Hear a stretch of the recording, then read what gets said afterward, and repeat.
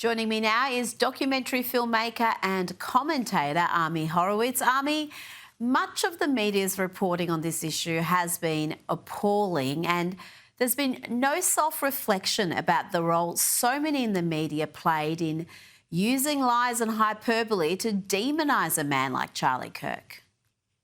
Yeah, no question about it. And look, obviously, the lies and the falsehoods of the media are legion, and obviously there is no self-reflection. Look, they obviously, to say they dropped the ball is understating the amount of failure they did on this issue in particular. Look, they don't hide their agenda, and that's all I'm asking. Look, I'm not asking you to change your policies. Just hide your agenda for us, right? Just pretend, try to pretend to be even-handed. They can't even do that. And I think that a great example of that is the trans issue, because I think what we're seeing now is that this was certainly motivated or possibly motivated by this trans issue, because his boyfriend / girlfriend was trans.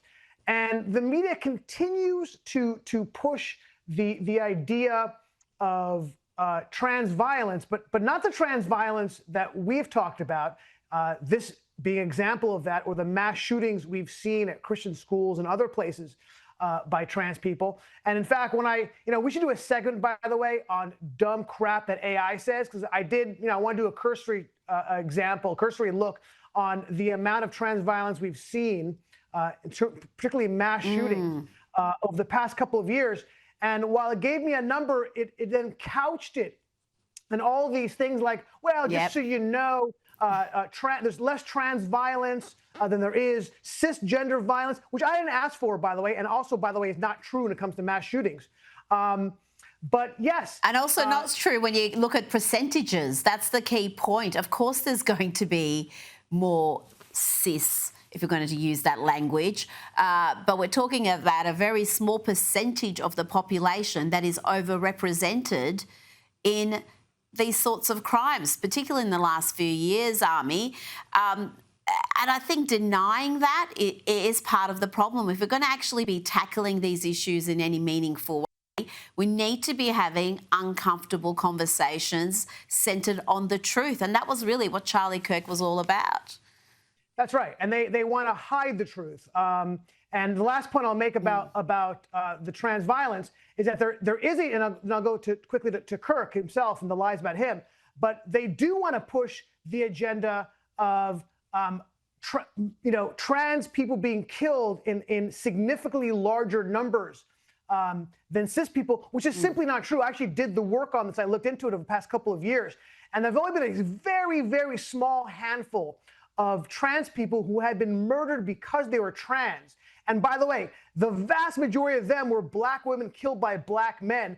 There is not a single example that I could find, Rita, of a MAGA supporter, of a Trump supporter killing a trans person. Yet this is the narrative being pushed by the media, which leads to this culture of self-aggrievance that we've seen, which leads to this violence that we saw with Charlie Kirk, right? Because that was the lie made about him. So yes, the lies about Charlie Kirk are legion. They're so significant, in fact, that factcheck.org, a leftist organization which lies all the time, including about me, including about Sky News Australia, had to actually do a list of things that were lied about Charlie Kirk, because so much of it was out there. They called him, for example, a white supremacist. He was the opposite of a white supremacist, right? He fought and kicked out a group from Turning Point called the Groypers, who are actually white supremacists. He was called... Stephen King, whose books, by the way, I will never read again, said he wanted to stone gay people. Another massive, scurrilous lie against him. They talked about his Asian hate. Zero. Untrue. And they talked about his anti-Semitism. And as a Jew, I think my antennas are kind of up about that. He was a supporter of Israel. He was a philo-Semite, Rita. And the only example they can use for him saying something anti-Semitic was he said Jewish money was involved in liberal causes, causing more anti-Semitism. Fact check, true, not anti-Semitic. Things that are true are not racist or anti-Semitic. They are what we call facts. Absolutely. And as on Asians, and I can speak about that, he was a huge campaigner for having some sort of meritocracy in the entrance systems of universities, because Asians are amongst the biggest group who are disadvantaged when you are not getting in on merit, on what your academic achievement is, but what minority box other than Asian that you're ticking. Now, Tyler Robinson is facing the death penalty. Tell me about the charges he faced today and the FBI's efforts in particular to uncover anyone else who may have been complicit in this act of political violence.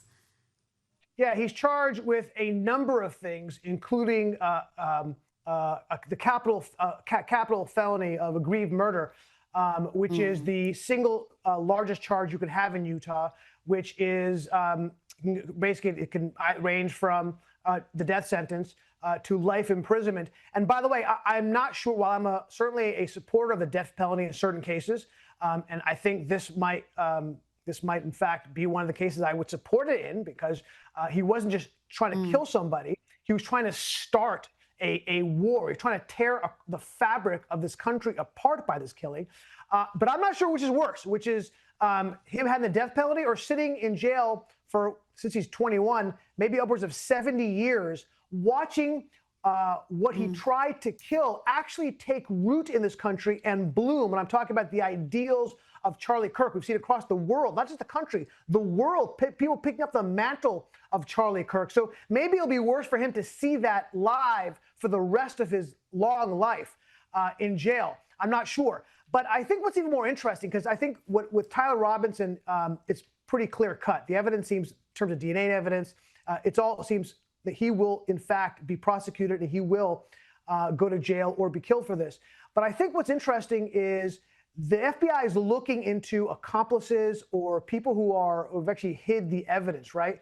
And I think that if you go into this chat group that he had, I think a lot of things start happening. First of all, chalk this up to things on the internet never go away, folks. You may try to delete it, but how dumb are you not to know that this thing is still sitting on some server somewhere in the air? But I guess they don't know how tech works, even though they're all, kind of involved in the tech world, right? In the gaming world. But look, there are numerous examples of these people talking as long as a month before this exact date of Charlie Kirk's assassination. So that's either an incredible coincidence. I have seen and I that. don't really believe in incredible coincidence, or they knew something in advance. And I think this is all going to come out because at the least, I think the FBI. I think the FBI is going to track down every single lead. They're not going to leave a single stone unturned. Ami Horowitz, thank you so much for your time tonight.